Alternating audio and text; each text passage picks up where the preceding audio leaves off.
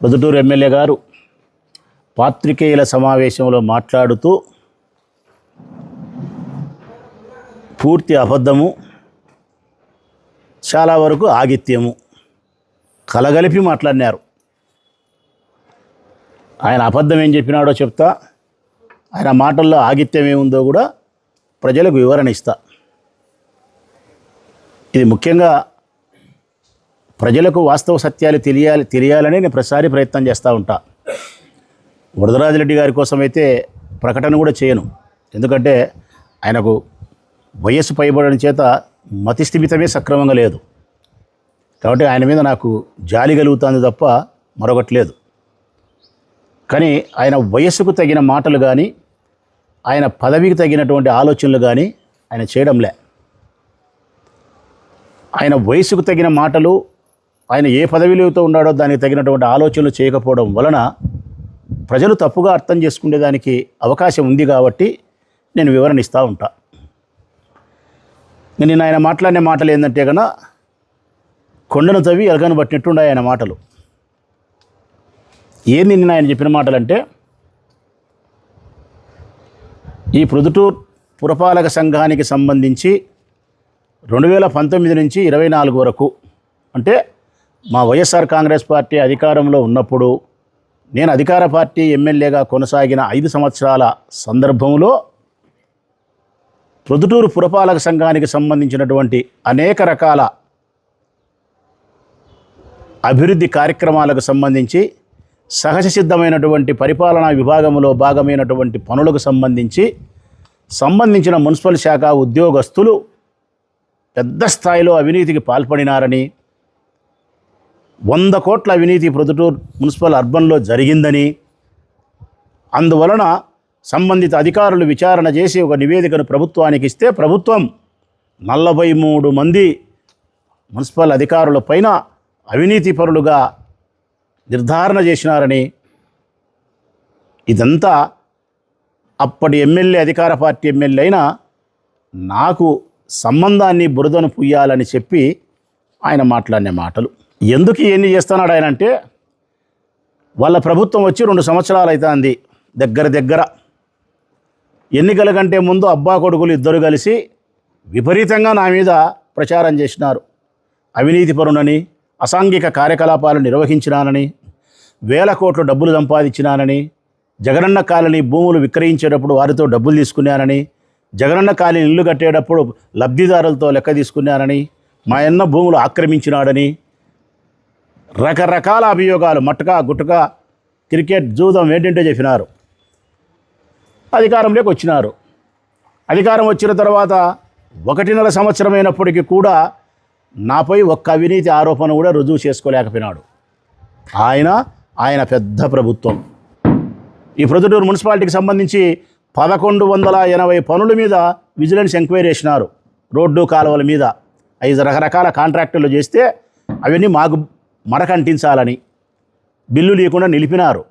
1180 పనులకు vigilance enquiry చేస్తే సిగ్గుండాల ఈ ఎమ్మెల్యే గారికి.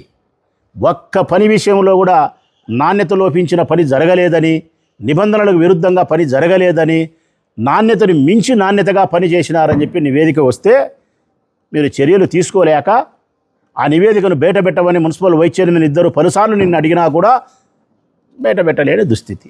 మరి మా నీతి వైపు నుంచి మేము నిజాయితీ వరసలో నుంచి గట్టిగా మాట్లాడే సందర్భంలో మా దాడి నుంచి ఆయన తప్పించుకునేదానికి వసతి లేక, నోరు మెదపలేక, కనీసం ఈ పురపాలక సంఘానికి సంబంధించిన ఉద్యోగుల విషయంలోనన్నా చిన్నదో పెద్దదో అలిగేషన్ చేసి ఏదో ఒకటి ఎంక్వైరీ చేసి వాళ్ళు అవినీతి చేసినారని చెప్పి ప్రపంచానికి చెప్పుకొని కనీసం పాత్రికేయుల సమావేశంలో ప్రజల ముందర తన వాదనను నిలిపించుకునేదానికి, మా దాడి నుంచి తప్పించుకునేదాని కోసం ఇదిగో ఈ పనికిమాలిన రిపోర్టు తెచ్చినాడు.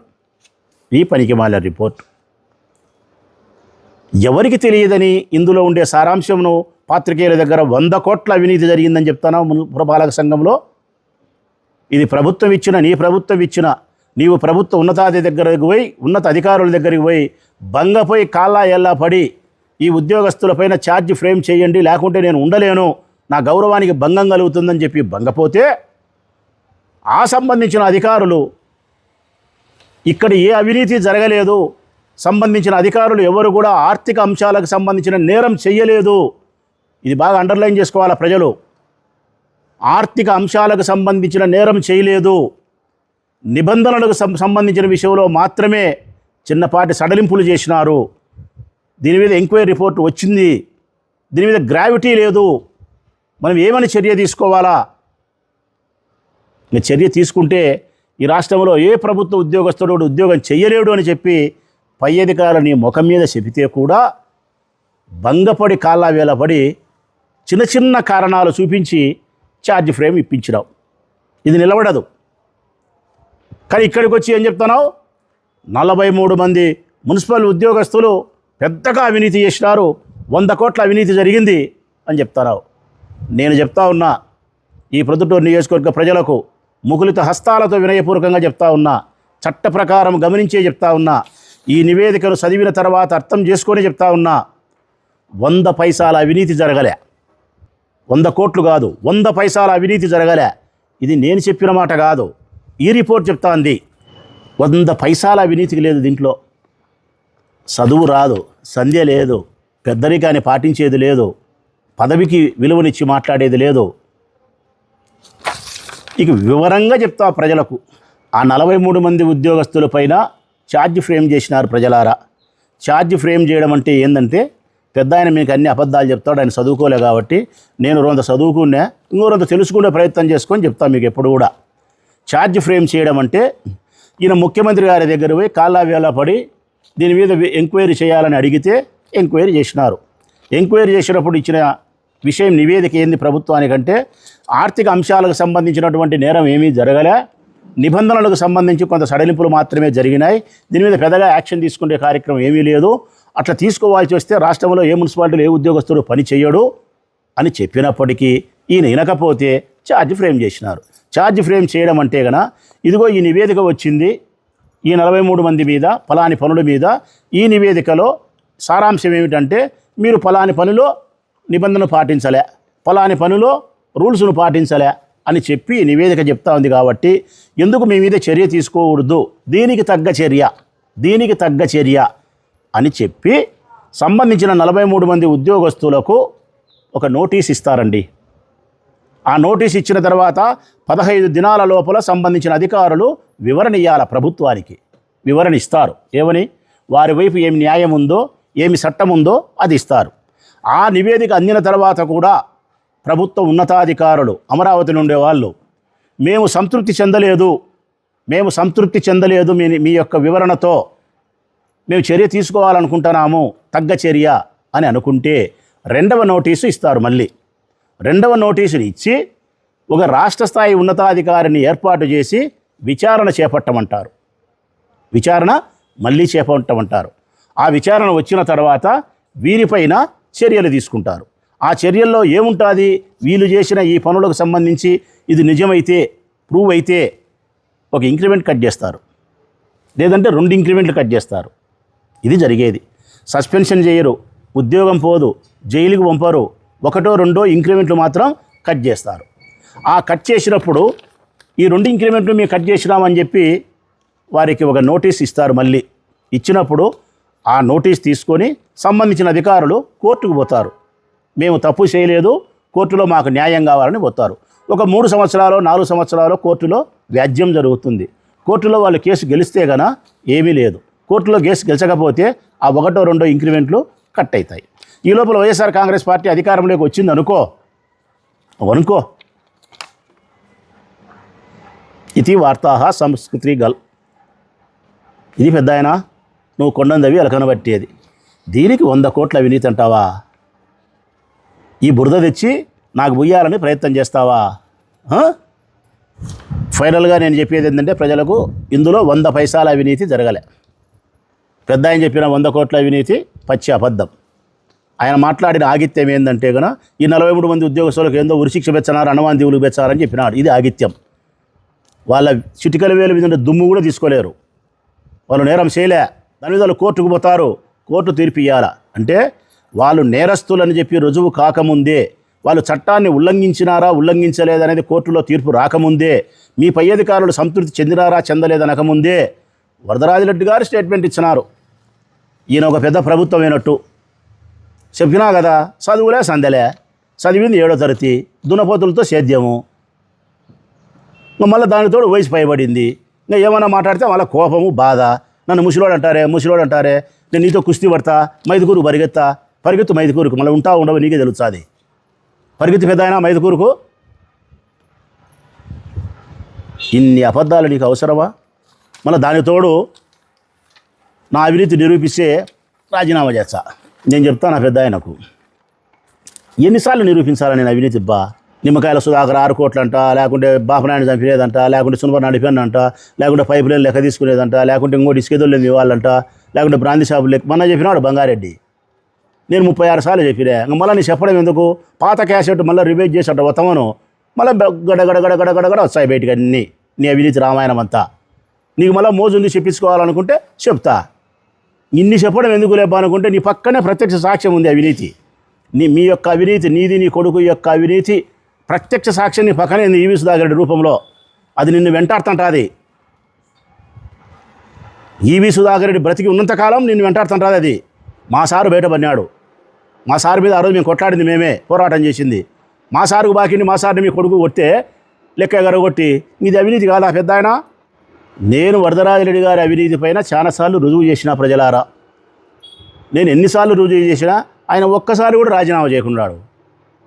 ఎన్నిసార్లన్నా నేను రుజువు చేయి, ఒక్కసారి కూడా రాజీనామా చేయడు, నేను రాజీనామా చేస్తా అంటాడు. పెద్ద ఆయన ఇదంతా తొండి మోసం నీ ఆట, ఇదంతా తొండి నీ వయసుకి ఇట్లా మోసం ఆటలు ఆడకూడదు. నువ్వు మాట ఇచ్చినావు రాజీనామా అని 10 సార్లు చెప్పినా, నేను నిరూపణ చేసినా. చెయ్యి, రాజీనామా చెయ్యి. ఎట చేయాలబ్బా ఈ పెద్ద ఆయనతో ఇంత తొండి తిరుక్కున్నాడు? ఏ బయలుపడి సావాలని నేను ఇంత మోసం తిరుక్కుంటేనా? మళ్ళా సిగ్గన లేక నా అవినీతి 100 సార్లు నిరూపిస్తాను. ఈ అవినీతిలో నేను పొరలారలే. నువ్వు అవినీతిలో పుట్టినావు. నేను అవినీతిలో పొరలారలే, నువ్వు అవినీతిలో పుట్టినావు. నువ్వు లక్షణాయి నీ కొడుకు నీ చెప్పి నా నోరు నొచ్చాంది. అసాంఘిక కార్యకలాపాలు చేసేదంతా నీ పక్కనే ఉన్నారు. నిన్నలే మన మునివరను బెంగళూరులో పట్టుకుంటే ఇడిపించినావు.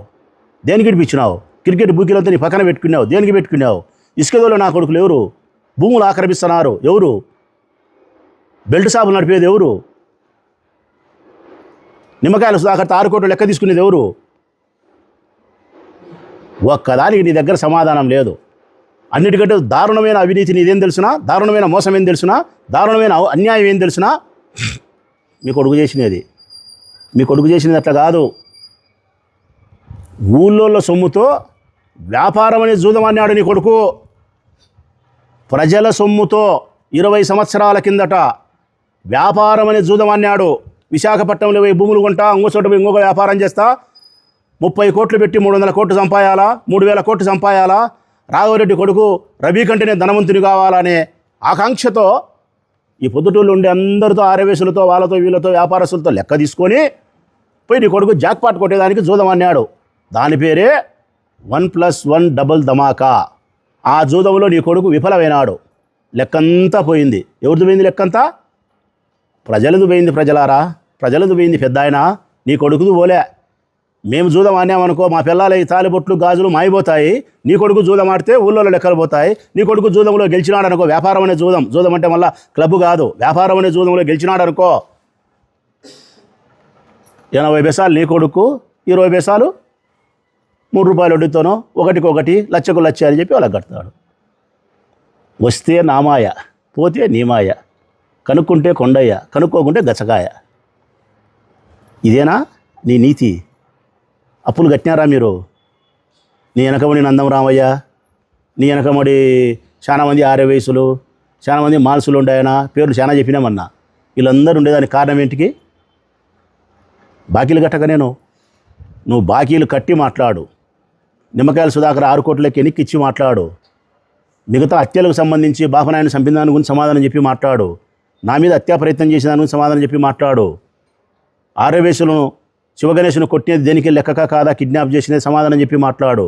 ఈవీ సుధాకర్ను లెక్క కోసం మీరు కొట్టినారా లేదా సమాధానం చెప్పి మాట్లాడు.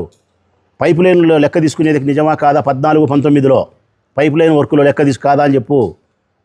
201 నీ రూమ్లో హైదరాబాద్లో ఎమ్మెల్యే క్వార్టర్స్లో బంగారెడ్డి చెప్పినట్టు బ్రాంతి షాపు లెక్క నీకు ఇస్తే వేమారెడ్డి అన్న, గులవలూరు వేమారెడ్డి అన్న అది పక్కన వడ్డీకి ఇచ్చి ఆ వడ్డీ అసలు అంతా కలిపి ఎలక్షన్లకు వాడుకునేది నిజమా కాదా? ఆనాడు నేనుండా నీతో. పత్తి గింజ మాటలు మళ్ళా. ప్రజలారా, ఈ ప్రొద్దుటూరు పురపాలక సంఘంలో ఏ ఉద్యోగస్తుడు ఆయన చెప్పినట్టు 100 కోట్ల అవినీతి కాదు కదా, 100 పైసల అవినీతి జరగలే.